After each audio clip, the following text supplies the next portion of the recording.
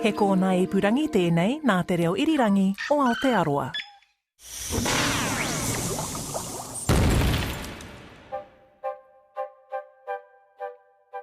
Ngā mihi nui and a big welcome to Elemental, an RNZ podcast in which we are celebrating the International Year of the Periodic Table by visiting all the elements alphabetically.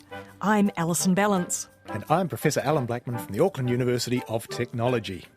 And today we've got a special anniversary because the Elemental podcast turns 21. Oh, happy birthday to us. I reckon.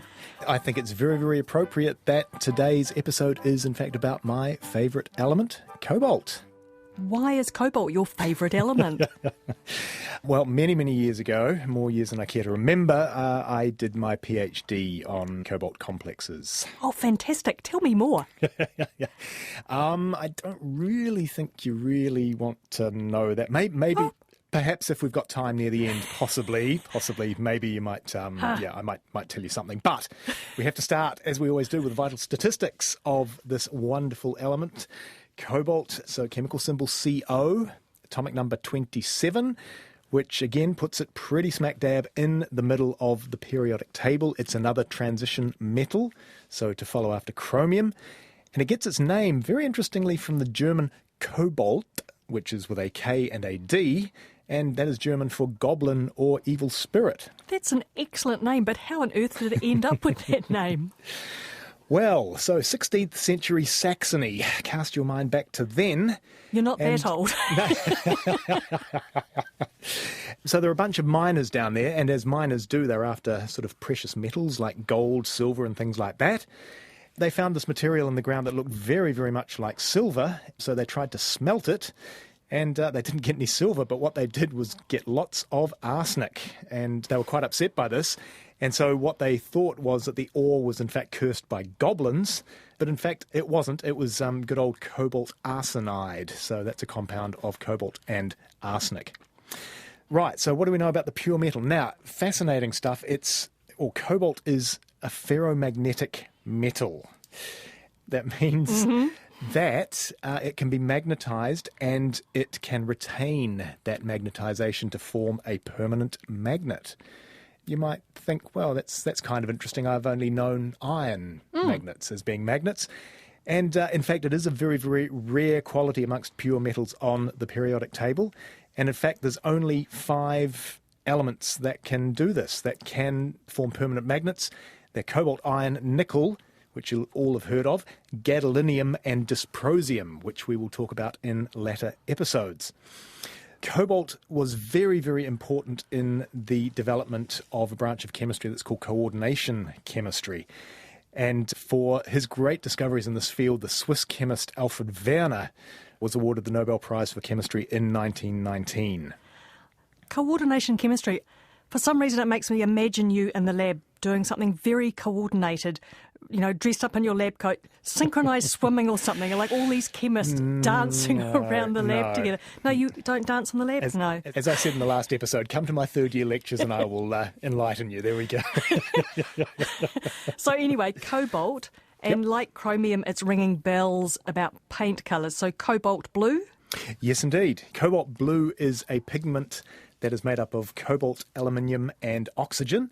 So it is a beautiful, beautiful deep blue colour. And so the ancient Chinese and the Egyptians also, they were into pottery, using cobalt blue in these sorts of potteries, and also in Venetian glass of latter years.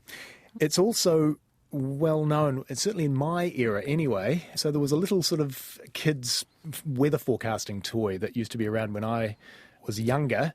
And when the weather was wet, it would turn a pink colour, and when the weather was dry, it would turn a blue colour. Anybody remember that out there? It's ringing vague bells.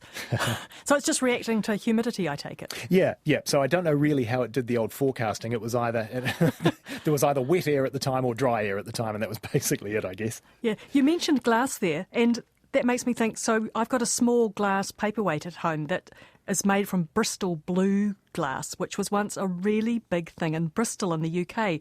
Apparently there were 17 glass makers producing blue glass for a while in the 1800s. Then it went out of production for ages, but now there's one glass maker again. That's who I bought my paperweight from. Ah, very nice. I will admit to not knowing that. I've learned something about my favourite element. Thank you, Alison.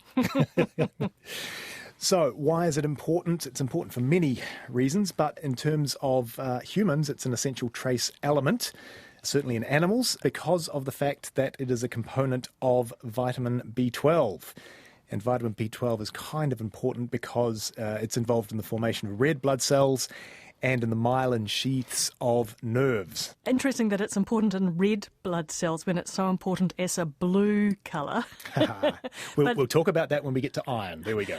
So what do we use it for apart from pretty blues? All sorts of things. So there's a radioactive isotope of cobalt, which is cobalt-60, and that is very widely used, in fact, in food irradiation, and that kills bugs very effectively. It's also used in sterilisation of medical instruments, and also as a radiotherapeutic agent.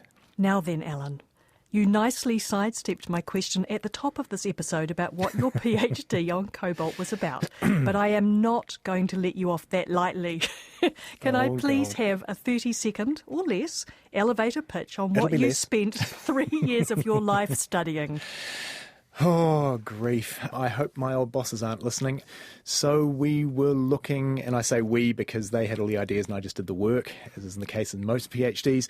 We were looking at a certain chemical reaction or reactions, and they occurred very, very, very, very quickly, and we were trying to figure out if they could actually occur that quickly or not, and if they didn't, then how did they actually occur? And that sounds entirely sort of random, but show me a PhD that doesn't sound entirely random.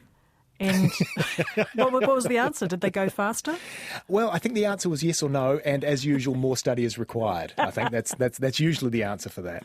Okay, in the spirit of sharing, I will confess that my master's thesis was on feral sheep.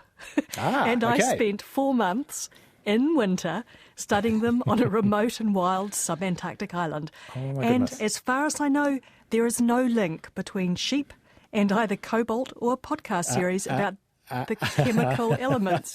Or maybe there is. Actually, funny you should mention that. In fact, there's every linkage between sheep and cobalt because 13% of New Zealand's soils are in fact cobalt deficient because they are volcanic. So the sheep that used to graze on said soils used to suffer from a thing called bush sickness, which was ultimately a vitamin B12 deficiency. So they would suffer a wasting disease and they'd end up dying and everything. And so this is why New Zealand farmers have to supplement in certain parts of the country, so generally the volcanic plateau and the North Island. They have to top dress cobalt onto the soil in those particular areas. Who knew? I could randomly drop sheep into this podcast and it would all make sense. Now, before we go, what's another interesting fact about cobalt? Not, by the way, that your PhD wasn't rivetingly interesting. Riveting is the word, yes indeed. Oh, there are so many interesting facts about cobalt, but this was a rather good one that I came across. So apparently in the 1960s, some breweries decided to add a particular cobalt compound to beer. The reason for this being that it helped maintain the head on the beer for longer. All was good with this, and they were doing this all around the world. But then, sort of a few years after they started doing this, they found a rash of heart attacks amongst heavy beer drinkers all around the world. And so this was investigated by the good old FDA, Food and Drug Administration in the States, and this led to them banning the cobalt additive. The cobalt additive wasn't toxic by itself, but when you couple it with a poor diet and lots of alcohol, that led to heart problems. And so they called this cobalt beer cardiomyopathy. Oh, that's excellent. And that's us for this week with a podcast that has no known ill effects on your health. You can safely consume as many elements as you like with us. And of course, you'll find us at your favourite podcast provider. Elemental is a podcast from RNZ. We're online at rnz.co.nz/chemistry. Next time, we're looking at copper. But until then, it's bye from me, Allan Blackman. And me, Alison Ballant. Mate wa.